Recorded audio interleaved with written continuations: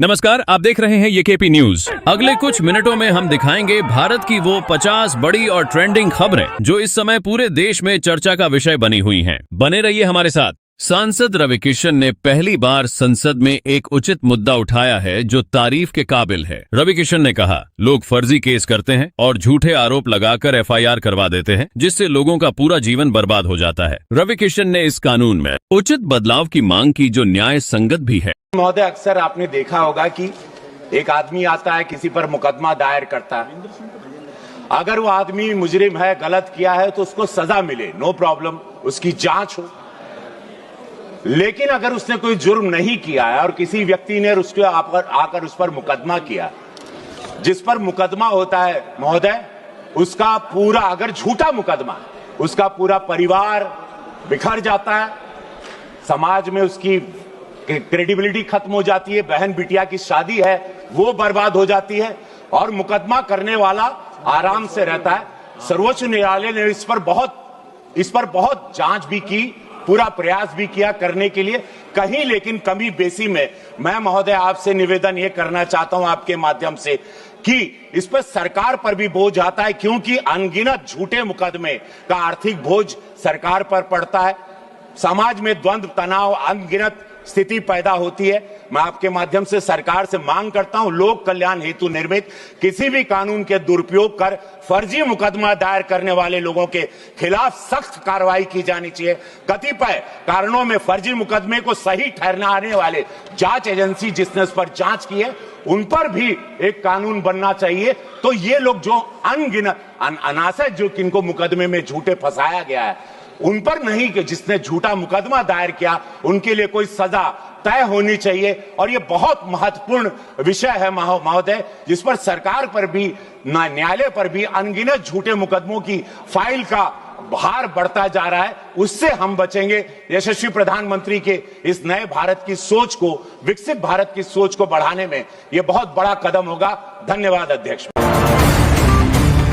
राजा भैया का विधानसभा में बड़ा बयान। मदरसों और अल्पसंख्यकों के लिए 2000 करोड़ बजट का स्वागत, लेकिन संस्कृत के लिए उपेक्षा पर नाराजगी। संस्कृत हमारी विरासत है, इसे नजरअंदाज करना दुखद है। अल्पसंख्यकों को और मदरसा के लिए 2058 करोड़ दिया गया, जो बहुत अच्छी धनराशि है, स्वागत योग्य है। श्रीमंत संस्कृत विश्व की प्राचीनतम भाषा है और हम सभी सनातनियों के जन्म से लेकर के मृत्यु तक जो जो संस्कार होते हैं वो सब संस्कृत में होते हैं। जो पूजा पाठ होता है वो संस्कृत में होता है। अच्छा होता है यदि इस बजट में संस्कृत के लिए, उसके प्रोत्साहन के लिए एक अच्छी रकम यहाँ पे होती है, क्योंकि संस्कृत आज दम तोड़ रही है। संस्कृत को आज राजाश्रय की आवश्यकता है, संस्कृत को आज प्रोत्साहन की आवश्यकता है। तो इस पे अगर विचार करें, अभी भी समय है कि संस्कृत में और संस्कृत के छात्रों छात्राओं को, उनको प्रोत्साहन देने के लिए प्रदेश सरकार की तरफ से एक राशि निर्धारित हो। रोना तब जब आपका गुरु गड़बड़ निकल जाए। किसी के षड्यंत्र पर किसी को रोने की आवश्यकता नहीं है। शंकराचार्य अविमुक्तेश्वरानंद। ये होती है सच की ताकत। क्यों रो रही हैं आप, बताइए? आपका गुरु गड़बड़ निकल गया इसलिए?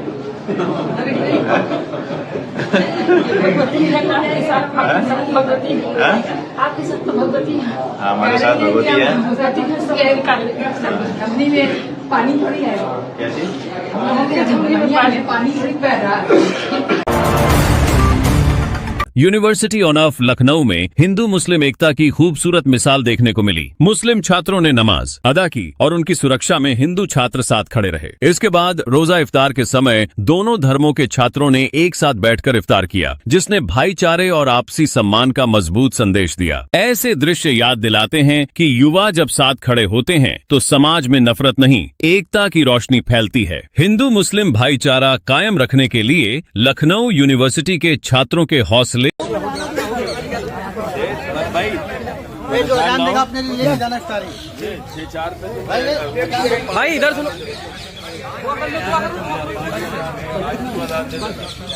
अच्छा आप जा रहे हैं।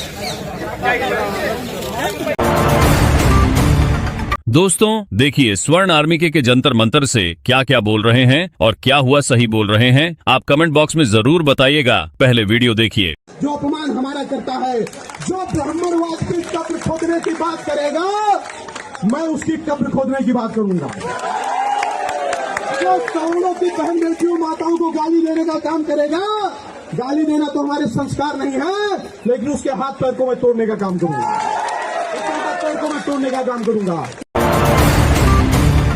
मुख्यमंत्री योगी आदित्यनाथ जी द्वारा अप्रैल से मानदेय 10,000 से बढ़ाकर 18,000 रुपये करने की घोषणा स्वागत योग्य कदम है। इससे आर्थिक संकट झेल रहे शिक्षा मित्रों को बड़ी राहत मिलेगी। देखिए पांडे जी, सच स्वीकार करना चाहिए, आप 3,000 रुपया देते थे, हमने 10,000 किया था उनका मानदेय। हाँ, ओहो भाई, आप तो उसको बढ़ाए भी नहीं ना, आप तो बढ़ाए भी नहीं। जो भारत सरकार देती थी वही 3,000 था।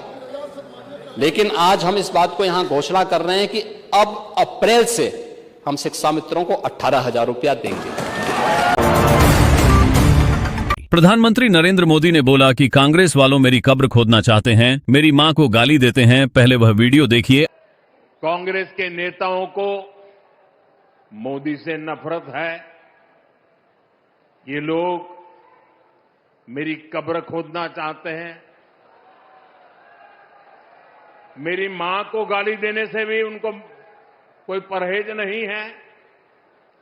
उन्हें भाजपा से विरोध है, उन्हें एनडीए से विरोध है। ठीक है, आपकी राजनीति में यही करना जरूरी है, चलो भाई समझ सकते हैं, हम इसको भी सहन कर लेंगे। दोस्तों, आजकल अमित शाह का एक वीडियो बहुत ज्यादा वायरल हो रहा है। पहले आप वह वीडियो देखिए। असम के मुख्यमंत्री बने आप चाहते हैं, ऊपर नरेंद्र मोदी की सरकार है, नीचे भाजपा की सरकार बना दीजिए। घुसपैठिए तो दूर, परिंदा भी सीमा के इस पार पैर नहीं मार पाएगा, ऐसे सीमाओं को सील कर देंगे। तीसरी बार यहाँ पर भारतीय जनता पार्टी की सरकार बनाइए, मैं आपको वादा कर कर जाता हूँ, घुसे हुए एक एक घुसपैठिए को चुन चुन कर वापिस भेजने का काम हम करेंगे। ब्राह्मणवाद जिंदाबाद का नारा लगाने वाली मेघा लवानिया पहुंची, जंतर मंतर बोली, बीजेपी को सत्ता में बिठा सकते तो हटा भी सकते। सरकारें साथ नहीं देंगी तो जब हम भाजपा को सत्ता में बिठा सकते हैं तो उसी भाजपा को सत्ता से गिरा भी सकते हैं। ये अंतिम सुनवाई होनी चाहिए 19 मार्च को यूजीसी पे, और यूजीसी रोल बैक होना चाहिए, ये काला कानून रद्द होना चाहिए। ये जातिवाद अब नहीं बर्दाश्त करेंगे। बीजेपी के सामने पत्थरबाजी कर रहे थे, सबके चेहरे साफ दिख रहे हैं, लेकिन एफआईआर में यह सब अज्ञात हैं। जब इंदौर में गंदा पानी पीने से 35 लोग मर गए, तब इन जाहिलों को सांप सूंघ गया था। जाहिल कहीं के।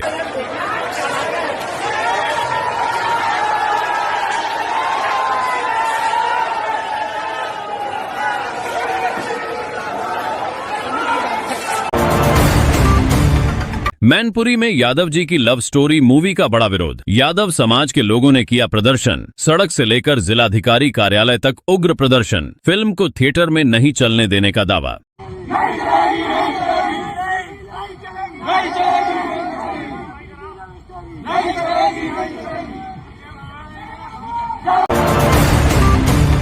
आरा में यूजीसी बिल के खिलाफ दिखा विरोध। मोदी के जलाए गए पुतले वीडियो देखिए।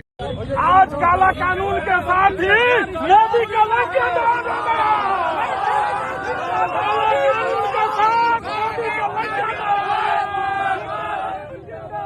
यूजीसी वापस नरेंद्र मोदी मुर्दाबाद, मुर्दाबाद, मुर्दाबाद, अमित शाह मुर्दाबाद, मुर्दाबाद, मुर्दाबाद, भाजपा सरकार होश में। एक बीजेपी के कट्टर समर्थक और वोटर का कहना है कि 27 से 28 साल वोट देते हो गया, आज तक मैंने बीजेपी के अलावा किसी को वोट नहीं दिया। अगर बीजेपी पार्टी मुक्त होता है तो मैं बसपा को लाइक करूंगा। अगर मेरा मन, अगर मैं आज तक 27-28 साल का हो गया, आज तक मैं बीजेपी के अलावा किसी को वोट नहीं दिया हूँ, लेकिन अगर मैं इस मतलब पार्टी से विमुक्त होता हूँ तो मैं बसपा को ही लाइक करूंगा। तो इस समय विमुक्त हो रहे हैं पार्टी से? नहीं, लगभग हो रहे हैं ना। 27 में आप बसपा को ही वोट देंगे। इधर लाइए, 1 मिनट। क्या नाम हुआ भाई? कुलदीप भाई। हाँ, कुलदीप। 27 में किसको जिताओगे? बहन जी को जिताओगे। कुछ महिलाओं ने बोला, हमें मोदी की रैली में जबरदस्ती लेकर आए हैं। मोदी ने सब कुछ महंगा कर दिया है। मेरठ में मोदी रैली करने पहुंचे थे, वहां आई महिलाओं ने मोदी की क्लास लगा दी। कहते हैं ना, बीजेपी वालों ने महिलाओं के लिए बहुत काम किया, महिला सशक्तिकरण, सब चीज तो महंगी कर दी इन्होंने। तो आप रैली में क्यों आए हो? हम तो वैसे ही आए हैं, हमें जबरदस्ती लाए हैं। शिकायत करना है? किसकी शिकायत करोगे? हाँ, यूं ही तो मसला सुनता है नहीं कोई। अच्छा, मतलब आपको बुलाया गया? कौन बुलाया है, किसने बुलाया है? मैं तो ये मोदी जी लोग की तरफ से आएगा। चलो चलो, नहीं तो क्या, क्यों आते? सब चीज तो महंगी कर रखी है इन्होंने। दिल्ली मेरठ रैपिड रेल में ही दिन हिंदुओं ने लगाए भारत माता की जय और वंदे मातरम के नारे। मुस्लिम युवक के मुंह पर 12 बजे थे, मुंह से शब्द भी नहीं निकला। क्या ऐसा करना सही है?